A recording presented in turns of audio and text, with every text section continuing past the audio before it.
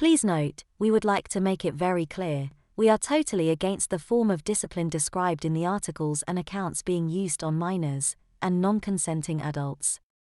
Although some of these accounts are fictional, and others may be an exaggerated reality, none of them are too far from the truth of what really happened back in those days. Enjoying the slipper. Stumbled across this site whilst looking for something else. Reminded me of when I was at private school in the 80s. We used to get the slipper, a large heavy leather-soled one, from quite a reasonably young female teacher. It really hurt all of us like hell. She was small but she could certainly apply a slipper, and everything was done to avoid tasting it. But as I grew up a bit, say age 10-12, I used to have a secret burning desire to get it off from Mrs. Davis, and so used to provoke her sometimes.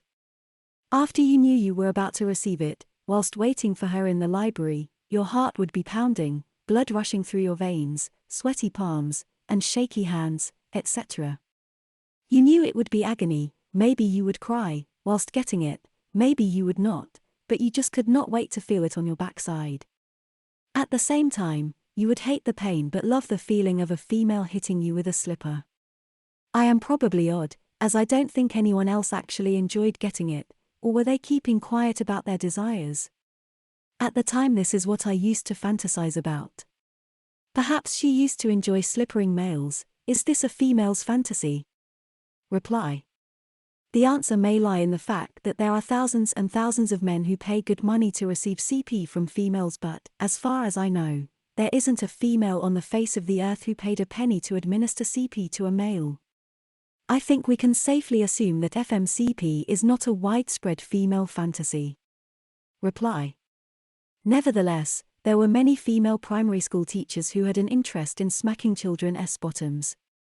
I knew one who, frustrated by the fact that she was not allowed to smack her pupils, used to lightly spank her own 10-year-old daughter. It was disguised as a game, for the entertainment of visitors.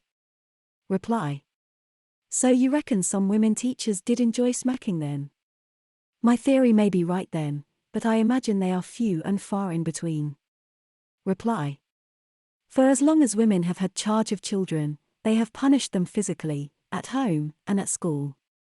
Feminine archetypes include the fair but firm junior schoolmistress, the governess, the nanny, the babysitter, and the institutional dame.